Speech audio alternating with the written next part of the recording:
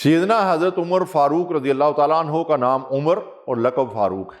کسی مفکر کا قول ہے کہ اگر دنیا میں ایک عمر اور ہوتا تو پوری دنیا میں اللہ کے دین یعنی اسلام کے سوا کوئی دوسرا دین نہ ہوتا۔ اللہ اکبر وللہ الحمد۔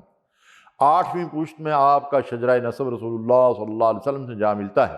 حضرت حمزہ رضی اللہ تعالیٰ عنہ کو اسلام لائے 2 دن گزرے تھے کہ اللہ کے نبی صلی اللہ علیہ وسلم نے بارگاہ خداوندی میں ہاتھ اٹھائے، یا اللہ عمر بن خطاب اور عمر بن حشام یعنی ابو جہل میں سے جو کوئی تیرے نزدیک زیادہ محبوب ہو اسے اسلام کی سعادت نصیب فرما تاکہ اس کے ذریعے اہل اسلام کو تقویت ملے۔ دوسرے دن جمعرات کو حضرت عمر رضی اللہ تعالیٰ عنہ نے اسلام قبول کر لیا۔ 2 واقعات مستند روایات سے ملتے ہیں جن کے ذریعے سیدنا عمر فاروق رضی اللہ تعالیٰ عنہ کے دل و دماغ میں اسلام کی حقانیت جاگزیں ہو چکی تھی۔ اس کے بعد وہ واقعہ پیش آیا جس نے آپ کو اسلام کی منزل تک پہنچا دیا۔ حضرت عمر رضی اللہ تعالیٰ عنہ خود فرماتے ہیں کہ قبول اسلام سے قبل ایک رات میں خانہ کعبہ کے پردوں میں چھپ گیا۔ اللہ کے نبی صلی اللہ علیہ وسلم سورہ حاقہ کی تلاوت فرما رہے تھے۔ میں نے سوچا کتنے اچھے شاعر ہیں، فوراً آپ صلی اللہ علیہ وسلم نے یہ آیت کریمہ تلاوت فرمائی، وَمَا هُوَ بِقَوْلِ شَاعِرٍ قَلِيلًا مَا تُؤْمِنُونَ۔ یہ کسی شاعر کا قول نہیں ہے لیکن تم حقیقت کو کم ہی تسلیم کرتے ہو۔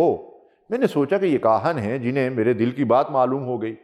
آپ صلی اللہ علیہ وسلم نے یہ آیت تلاوت فرمائی، وَلَا بِقَوْلِ كَاهِنٍ قَلِيلًا مَا تَذَكَّرُونَ تَنزِيلٌ مِّن رَّبِّ الْعَالَمِينَ۔ یہ کسی کاہن کا قول بھی نہیں ہے لیکن تم اس بات پر کم ہی توجہ دیتے ہو، یہ رب العالمین کا نازل کردہ کلام ہے۔ یہ آیات سن کر سیدنا عمر رضی اللہ تعالیٰ عنہ کے دل میں اسلام جاگزیں ہو گیا تھا۔ آپ فرماتے ہیں جو بخاری شریف میں موجود ہے، ایک دفعہ میں بتوں کے قریب سو رہا تھا، ایک شخص ایک بچڑا لایا اور ایک بت پر ذبح کر دیا۔ اس سے اتنی خوفناک چیخ نکلی جتنی میں نے کبھی نہیں سنی تھی۔ اس کے بعد غیب سے 2 مرتبہ یہ آواز آئی، لا الہ الا اللہ۔ یہ دراصل کوئی فرشتہ تھا جو اللہ کے رسول کی سچائی کی گواہی دے رہا تھا۔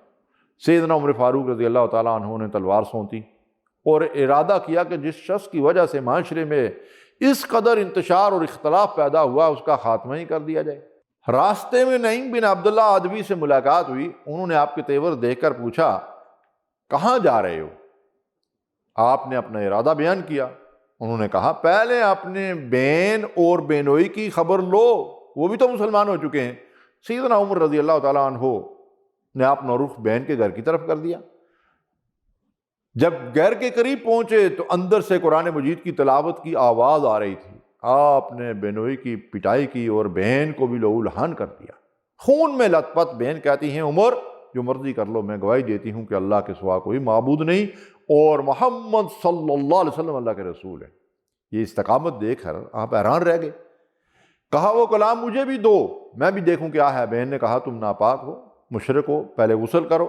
غسل کرنے کے بعد آپ نے قرآن کی آیات پڑھی جو سورہ طٰہٰ کی تھیں۔ ان آیات نے آپ کے دل کو اور نرم کر دیا۔ پھر آپ اللہ کے حبیب صلی اللہ علیہ وسلم کی خدمت اقدس میں حاضر ہوئے، دار ارقم میں داخل ہو کر کلمہ شہادت پڑھا۔ صحابہ کرام نے نعرہ تکبیر بلند کیا، اللہ اکبر، جس کی گونج حرم تک سنائی دی۔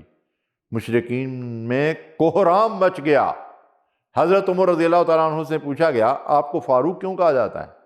فرمایا حضرت حمزہ مجھ سے 3 دن پہلے مسلمان ہوئے تھے۔ میں نے اللہ کے نبی صلی اللہ علیہ وسلم سے پوچھا کیا ہم حق پر نہیں ہیں؟ آپ صلی اللہ علیہ وسلم نے فرمایا کیوں نہیں؟ میں نے عرض کیا پھر چھپنا کیسا؟ تب ہم 2 صفیں بنا کر نکلے، ایک صف میں حضرت حمزہ اور دوسری میں تھا۔ جب ہم حرم میں داخل ہوئے تو مشرکین کے چہرے مرجھا گئے۔